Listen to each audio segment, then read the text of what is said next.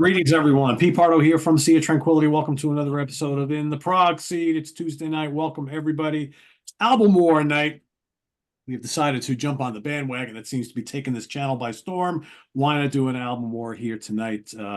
Basically, we're going to be talking about 4 albums that came out for these bands after like some major lineup changes. We'll reveal the albums in a second, although if you've seen the thumbnail, you obviously know what they are. Let me introduce the crew. We got Chad Hutchison here.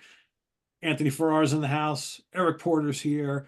Our center square, welcome back after a couple weeks. Chuck Alvarez is here. Chris Canzaneri's in the house, the Cans himself. We got George Lemie and Ken Golden, the professor of Prague. What's happening, everybody? Hey, Greetings. going.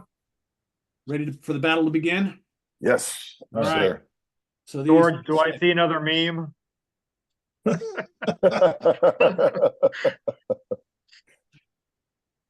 Genesis Nursery Crime. All right. In comes Phil Collins and Steve Hackett, replacing Anthony Phillips and John Martyr. Is that his name? Mayhew. Mayhew. That's it. Martyr Mayhem. Yep. Mayhew. Marillion Season's End. Steve Hogarth replaces Fish. We got Renaissance Prologue. Basically a whole new band, right? We'll talk about them when we talk about that album. And then Kansas Vinyl Confessions. Out goes Steve Walsh, in comes John Elefante. So as we do with these album wars, we all rank them in our order of preference. I'll be keeping score during the episode, and then at the end, we'll declare the winner of which band did this the best, which band was the most successful in our eyes after the big lineup shakeup. So Chad, you want me not to go with you first since you're still tinkering around over there? I don't think it's going to work. You don't think it's going to work? I'll start with Anthony anyway, but I'll give you. All right. Okay. Anthony, so give us your 4, 3, 2, and 1 here, and I will keep. All right, my number 4 is going to be Marillion Season's End. It was one of the albums that you gave me of the 4 that I really wasn't familiar with. I don't really know a lot of the Hogarth material. I'm still surprised that the album was written while Fish was still in the band, because when I heard the album, it didn't feel like Fish's vocals or Fish's vibe would have fit. I will say this: it had that. I know it was released in 1989, but it still has that kind of like that middle 90s kind of like neo prog instrumentation feel to me. But I will say, Easter is a beautiful song. I mean, I'm not a big Hogarth fan, but that song is absolutely beautiful. I couldn't believe how beautiful it was. So that's my number 4. Number 3, Renaissance Prologue. The first one with Annie and the gang. The title track is more of like an instrumental with Annie doing some humming and and it also features what's the bass player's name, Pete? John Camp. John Camp. It seems like every Renaissance album has one fantastic John Camp vocal. This is no different. I love Kiev. It's a really good winter album for me. It just doesn't. It's lower on my ranking for Renaissance, but it's a nice debut with Annie on. Number 2, Kansas Vinyl Confessions. That album and I have great memories. I bought it in the mid '80s. Love Elefante on it. I think it still works because it has Robbie Steinhardt. So I'm a huge fan of Play the Game Tonight. Diamonds and Pearls is another good one. Chasing Shadows is a great ballad. And then number 1, Genesis, Nursery Crime, Giant Hogweed, Musical Box, Seven Stones, Need I Say More, Numero Uno, Nursery Crime. That's an emphatic numero uno from Anthony. All right, we're off to the races. Chad, back to you. All right. Well, my visuals aren't working tonight. The guys saw me being very frustrated before we started, so I got to go back old school. Number 4, Vinyl Confessions. Sorry, Anthony, but this album sucks. Play the Game Tonight's a good album, a pretty good song. Robbie Steinhardt may be on the album, but he doesn't play nearly as much as he used to. He left right after this. The strongest parts of this album are some of the bridges, some of the intros or some of the outros. The music's pretty bland from a Kansas standpoint. And I feel since Kerry Livgren and Elefante took over the lyrics full time, it kind of felt like they were dumbed down a bit. They used to be sort of mystical, and you'd have weird titles like Apricot and Balexes and things like that. Now you get Face It right away, Chasing Shadows. I mean, they're all just boring titles, first of all. And Record this all company wants another hit. yeah, this album is just not very compelling. It does not. I don't think John Alefonte is a great vocalist. He's got some of that feel that Steve Walsh had. Not quite there, but he's a very good singer. I just don't think the album's all that strong, personally. Number 3, Renaissance Prologue. Yes, it's a good album. It's not as strong as their classic material, but being the first one with Annie, I thought it's quite good. I like the intro to the world of Annie Haslam with Prologue doing the wordless vocals on Prologue. I just think it's great. The first time I heard it was, I guess, some of the live albums that you always open with it. Always really like that. Kiev's great.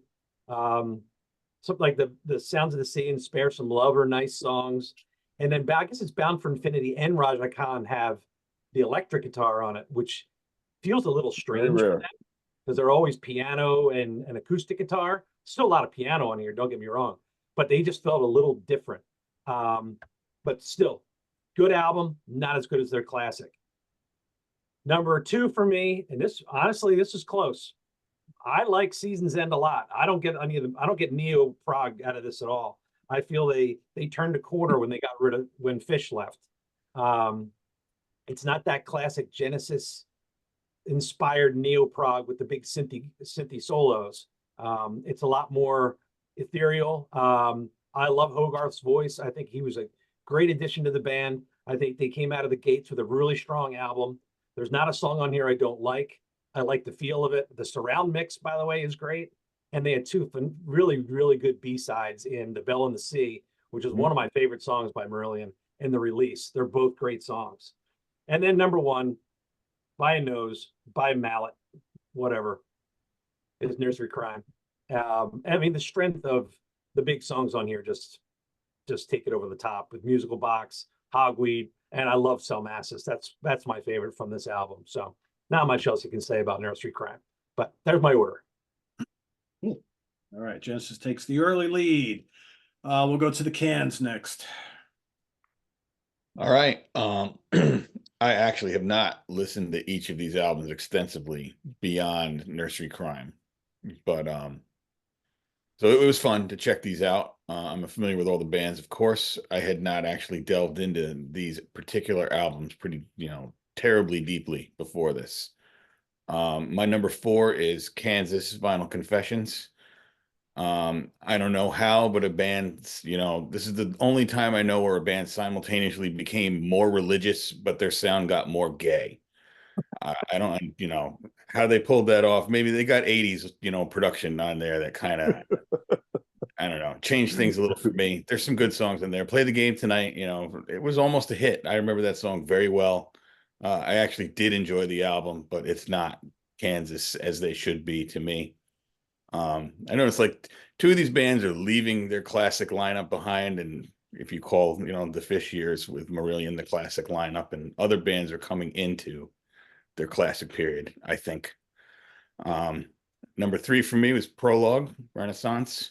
I had not really listened to this album before. I was very surprised at how much semi-heavy electric guitar was on this. I don't know what the heck was that? Did you guys see that? Do it again though. That was awesome. Yeah, happy birthday. Anybody got a Happy birthday birthday, out there? whoever that Extra is. point for Right out to Renaissance you. for that little blast of celebratory, whatever. But anyway, yeah, they didn't sound much like this after this album or before it, but I enjoyed it quite a bit. So that came in at number 3. My number 2 is Season's End. I think Hogarth is a very smooth vocalist compared to Fish. I really enjoyed his singing, actually. Anthony said Fish was around when they wrote this. I think Uninvited Guest has that Fish feel to it. Yeah, that's the one I was thinking of. Yeah. Yeah, but The demos, yeah, the demos of the songs that are on this with Fish are really weird. Yeah. Very strange. Don't sound well. It sounds weird. It's forced. It's like 2 styles clashing. Sorry. Yeah, no problem. I did enjoy the album though quite a bit. I really, and Raw 3's playing was great as always. Enjoyable Marillion album for sure. And then number one, of course, Nursery Crime, which has been one of my favorite albums for years and years and years. Adding Collins and Hackett certainly succeeded. If Steve Hackett were here, I'd give the album, a 10 out of 10. just to make everybody feel good. So Nursery Crime number one. All right. Pete, I like your shirt. Great Storm album. Watch. Great album. Love Storm. Oh. All right, I'm gonna call on Chuck next, although Chuck is gonna break my heart, I think. But go ahead, Chuck. My number Those who four have is, no idea what I'm talking about, you haven't been keeping track of all these episodes. Go ahead, Chuck. my number 4 is Vinyl Confessions. I actually thought all 4 albums were excellent. I didn't have much problems with any of them, and so but if I had to rank them in order, Vinyl Confessions was a very strong album. I played a game tonight, and was always one of my favorite songs that they used to play on classic rock radio over here. But then they found themselves.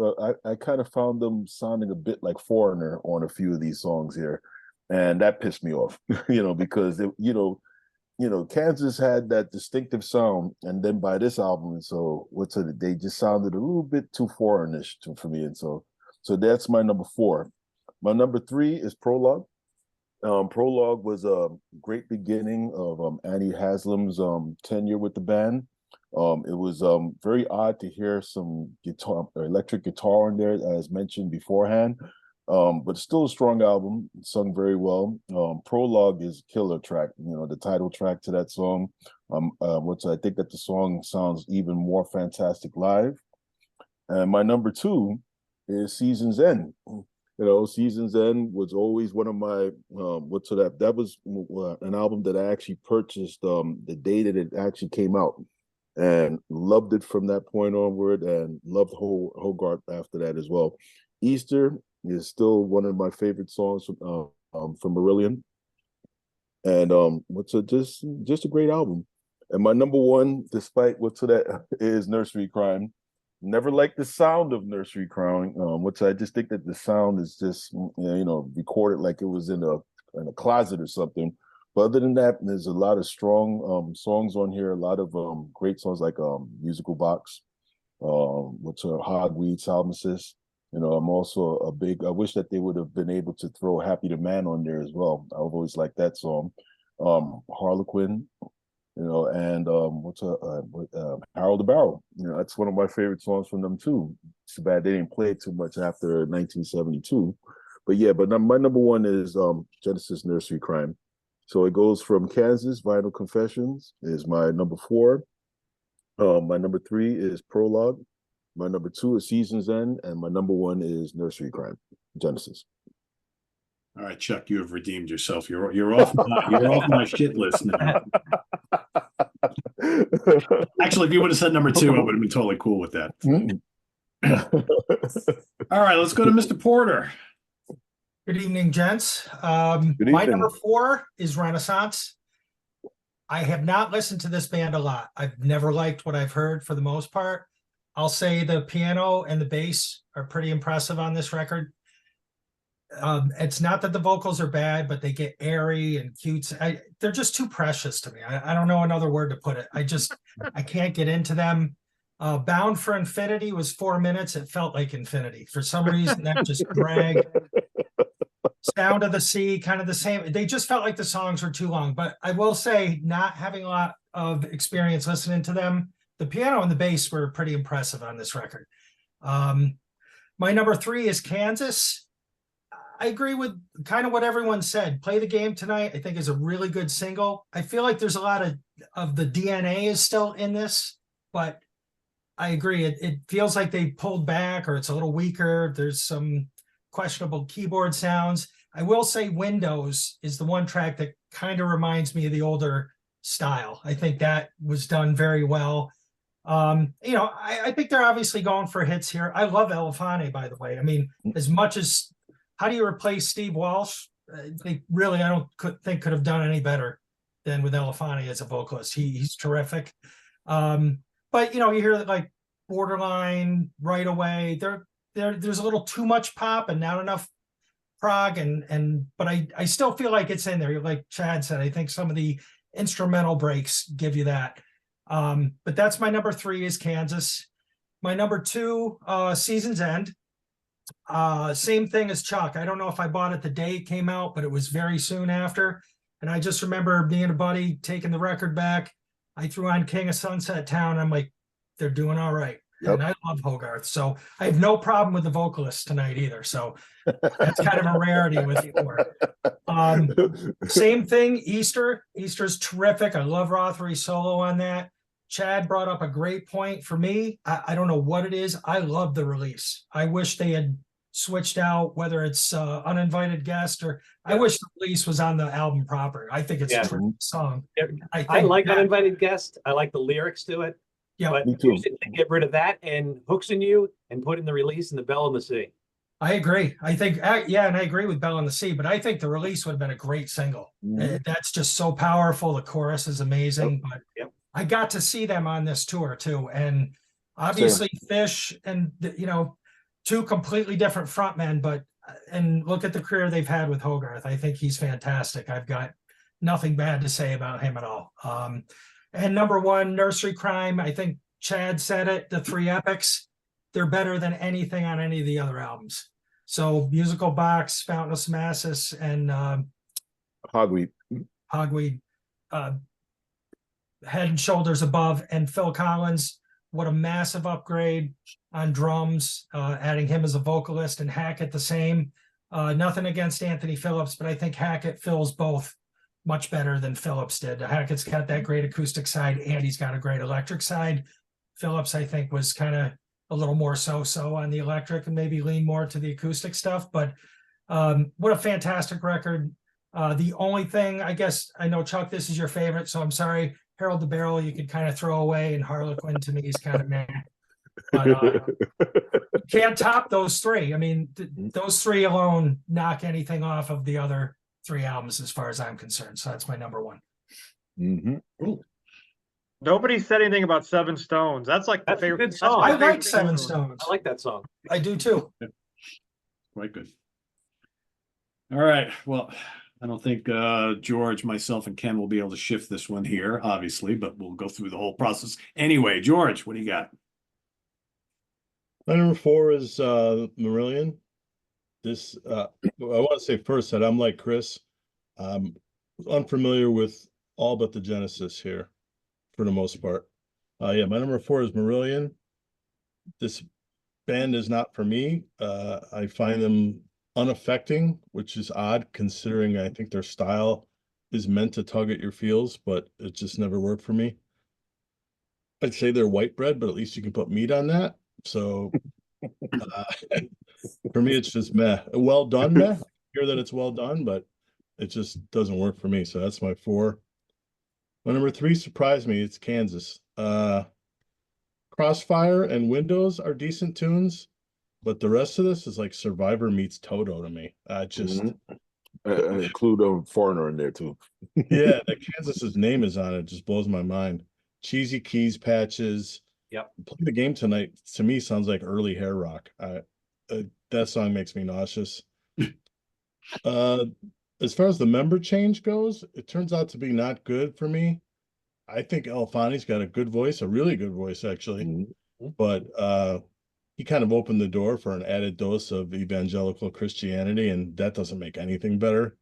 This is just, sorry, Janice, but yeah, this is my number 3.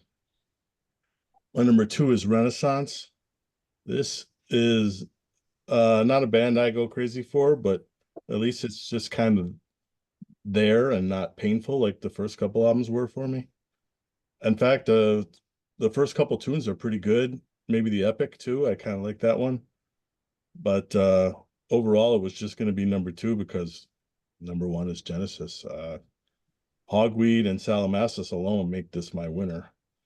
But there's also no cavernous lows on this one like there is on all the other ones. I mean, it's an easy battle winner tonight for me. So Genesis number 1. But is there any metal, George? There is no metal. No metal on this one. Sorry. You couldn't sneak hogweed in as a little metal at the end? It's not the knife, man. Anthony Phillips is the only metal guitarist ever in Genesis. Sorry, folks. Wow.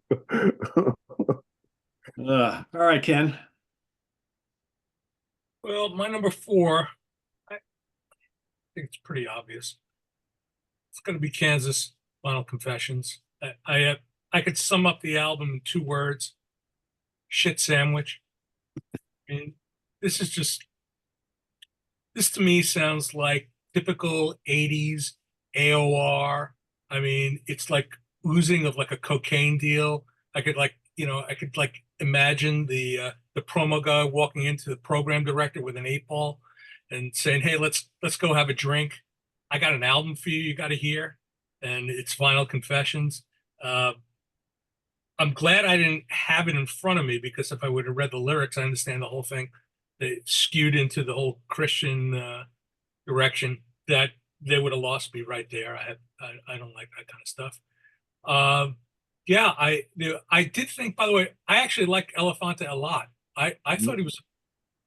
I'm gonna be crucified anyway, whatever I say about this record. But I kind of like him more than Steve Walsh. I mean, Steve Walsh is a very good singer. He is. No, he really is a very good singer. But I really like John Elefante. I thought And you're wrong, just so you know. no, it's okay. Just It's okay. All of my picks are wrong. I mean, I'm taking a very contrarian stance tonight. You'll see my picks as I go through. But I really hated this record, and I got to say, I listened to it a lot. It didn't even say, it could have been any band, anything that to me was like a trademark of Kansas was like just it's gone. It could have been any band that came out on Columbia Records in that year. So I hated it. Number 3 was Marillion, Season's End. Not a bad album, but I gotta say, as much as I like Brave, and I talked about Brave last time, it for me, the whole Hogarth period coalesced around Brave. And as I listen to this, I keep thinking, I can't imagine Fish singing any of this. And supposedly a lot of it was written when he was in the band. The And music, I just don't hear it. A good half of it. And Marillion to me, these were not they were never like outstanding players. These are not Marillion was never a band where there was never like Rothery. Where does he take his Firth of Fifth solo? I mean, I guess it's on some album, but I don't remember. The title track. Hmm? The title track Of Season's End. Mm-hmm. Man, I got to tell you, I don't remember a thing about this record. I listened to it about 5 times, and I don't remember a damn thing. Mm-hmm. It just Love it. It's not, like I said, these guys don't strike me as players. These, not that they're amateurs or anything like that, but these are guys that I don't hear like a lot of flash. The arrangements aren't particularly interesting to me. It's very, very vocal driven, and that's always been the biggest problem with Marillion, because and I loved the band when Fish was in the band. I mean, but the one problem I always had with Marillion when Fish was in the band was that it was so over the top with vocals that he never gave the band any space to play. And that didn't change very much once Hogarth came in. But yeah, it just did nothing. It was like just vapor. It just, as soon as I was done hearing, I was like, what did I listen to? My number 3, I'm intentionally taking the contrarian pick here. So my number 2, I'm going to go with Nursery Crime. Look, it's a masterpiece, right? It's one of the greats. But to me, there were much better things to come. Sure, it was an improvement with Hackett and Collins, but and there are those 3 great songs. You have the opener, the middle, and the end. But a lot of the rest of the album, listening to it again after quite a while, there's a lot of I wouldn't call them weak, but they're just kind of not great Genesis songs, or they're Genesis songs that almost sound like they could have been on Trespass. So good songs, you know. I mean, and sure, you know, Fatness Almasis, Musical Box. I mean, just, you know, Hogweed, phenomenal. I love it. It's a great record. But like I said, I want to take the contrarian position. I didn't want Nursery Crime to be a slam dunk. Martin Popoff is going to be suing you for copyright infringement. Oh, really? What did I do? You've said Oh, the contrarian like contrarian. half a Oh, dozen yeah. times already today. Bring it on. Bring it on. So my number one is going to be Prologue. So with Prologue, there's a radical shift from Illusion, from the Jane Ralph, Jim McCarty era to this. I mean, it's yeah, and all, you know, it's like overnight they became the Renaissance that we know, well, and love, except Eric.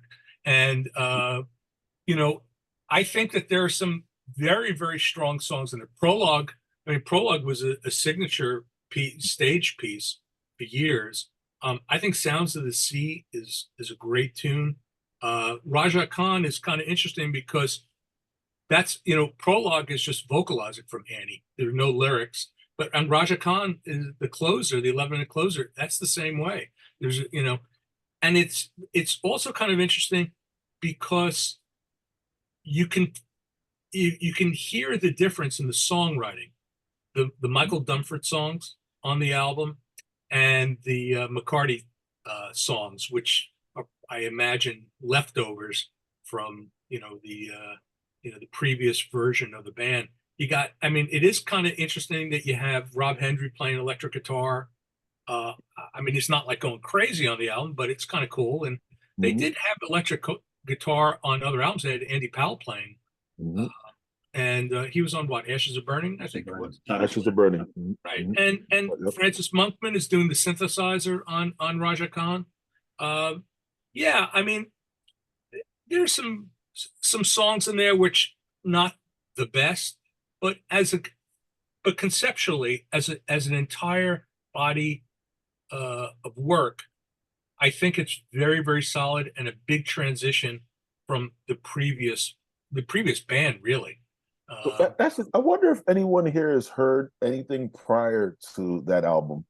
Because, what do you mean? Well, no, I'm talking about like I know you have heard it, probably Pete as well. But I'm curious as to find out whether or not anybody else on this panel have heard early Renaissance. Oh, the Jane Ralph period. Yeah, they're the two albums. They were good. I thought they were very good. Oh, they were excellent albums. albums. But the shift was quite dramatic. Yeah, and Dunford's right. You know, Dunford, you know, he really introduced those classical themes, and you know, yeah, Tout's piano was, you know, really kind of dominated because there wasn't much electric guitar. But yeah, like I said, you know, up until about 4 o'clock today, Nursery Crime was my number one. But then I said, screw that. You know, everybody's going to pick Nursery Crime. You know, I'm going to take a little different position. And I think as a debut, I think really it is a debut. It's a different band. I think it's a superb album. All the other albums, I mean, Nursery Crime, like I said, it's to me, you see Genesis on the Ascension. It's better than Trespass. For me, not as good as everything that came after. But you know, yeah, that's what I got.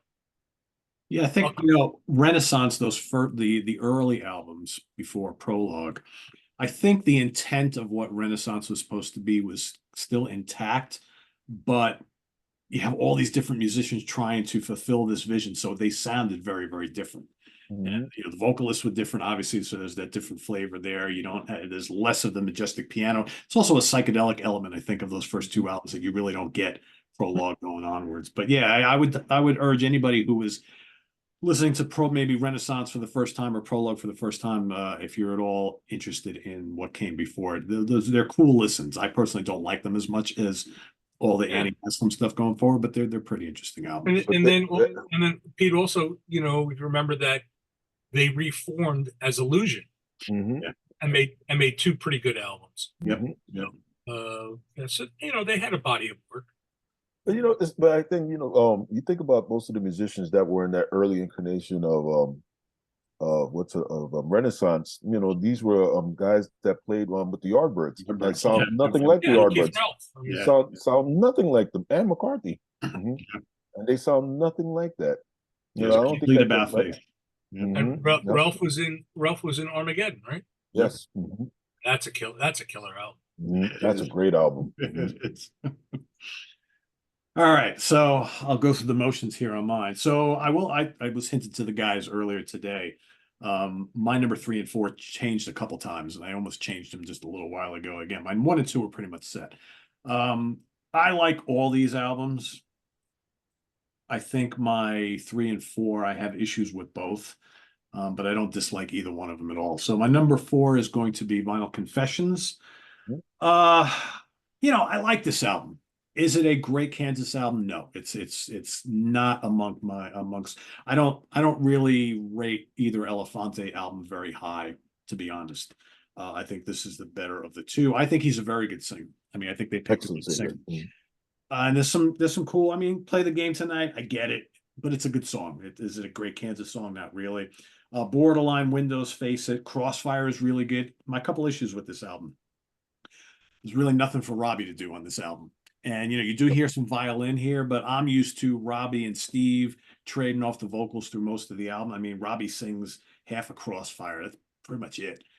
I miss that a lot on here. And I miss Steve Walsh's Hammond organ playing, which, I get the impression that Elefante is just kind of tinkering around here and there. The bulk of the keyboards, not a lot of it, is from Livgren. And there's also not a lot of guitar solos on this album. So I think it's okay. The songs are pretty good. It's just, to me, it's kind of a lackluster Kansas album, but I do like it. So that's my number 4. There are demos of the album with Walsh singing some of those songs. It's really weird. I have that. I have a bootleg of that. Yeah, it's Okay. very interesting. Yeah, I know. Yeah. Yeah, there were a lot, to me, the Christian lyric thing doesn't really bother me because that's always been kind of a part of Kansas. But I think that I think Kerry and Steve were having a lot of issues. Kerry had become a born again Christian, and his faith was becoming a real part of his songwriting, and I think he was starting to push Steve's lyrics out of the way, and Steve was just like, I don't need this anymore. So he went off to Streets, and you listen to Streets, and that's more of kind of like a straight AOR hard rock album, which like Slammer. Yeah. Did Walsh leave because he didn't want to sing those lyrics? Pretty much, yeah. But then he had other issues too. Yeah, there was a lot going on there, but a lot of it had to do with the songwriting. Less and less of his songs were getting used for the albums. And what's weird is that, when they parted ways, you listen to Vinyl Confessions and you listen to Streets, neither one is all that progressive at all as far as being albums, right? Streets isn't all that far removed from this. It's a little heavier maybe, but so whatever. And then eventually they came back together again. So Hey, was that bootleg called Vinyl Convulsions? I believe so. I'll go check it and see what it's called. Just a joke. No, just a joke. It is called vinyl. It is called vinyl something. So yeah, I'll get you the exact name of it though. I'm gonna go with Prologue as my number 3. I like this album. I think to me, it's still the band, the new lineup, trying to figure out what the hell they're gonna do. The title track is amazing. I really like that. I don't miss the fact that she's not singing lyrics. I like her little, I mean, it works, right? And like you said, it's even better when you hear it live. Really good. Kiev is really cool. Sounds of the Sea is nice. Spare Some Love is nice. Bound for Infinity is nice. I think those 3 songs are nice. They don't really do a hell of a lot for me. And Raja Khan, to me, sounds like a bunch of different ideas kind of thrown together. It's cool to hear the heavier electric guitar on there. I don't know. I like a good amount of this album. I just don't think it's very cohesive. And I think starting with the next album, the true Renaissance spirit really comes through. But I think you get some of it here. I think there's 2 or 3 songs on here that are really worthy. The rest is okay, but it's still good. I still dig it. My number 2 is Season's End. Now I remember when Fish left the band, I was really, really upset, and for many, many years I refused to give the Hogarth era its due, and I finally come around on that a couple of years back. I was like, and I've realized so much to love on these albums, all the Hogarth albums, and I really love this album a lot. I think it's got some great, memorable songs, and for me, Easter and Season's End in Berlin, top notch, top notch Marillion. I can listen to Season's End over and over and over again, and it just kind of pulls at my heart every single time. And Easter is just beautiful. And Ken again, doesn't remember the solo. yeah, yeah. And the space is pretty haunting. Space is really Yeah. good too. I like the production of this album, and I think as a first album with a new singer replacing, kind of an iconic one, I think this does a really, really good job. And yeah, I mean, I agree with kind of what Ken's saying, is that this band has always been a little more kind of atmospheric and more about the vocals, but I've come to really love that about them. So yeah, I think this is, along with Brave, one of my 2 favorite albums from the Hogarth era. And yeah, there was never a doubt about this. Nursery Crime, I love it. I love it. I just, there have been times in my life where I have thought about, God, can this ever displace Foxtrot as my favorite Genesis album? Because when you got the musical box and Return of the Giant Hogweed and Fountain of Salmacis and Harold the Barrel and Seven Stones on an album, it's hard to not love this. And it's early with the new lineup, but I still think it knocks it out of the park. I love the Paul Whitehead album cover. So this was an easy number 1 for me. Easy number 1. It's Geddy Lee's favorite Genesis album. Why is that not surprising? Yeah, Mhm. it's not surprising. So yeah, Genesis wins this by a landslide. Marillion takes 2nd place here. So before we kind of close up shop on this show, I guess we should kind of really quickly talk about.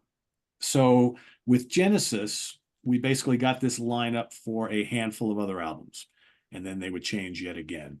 Marillion basically has stayed the same lineup since.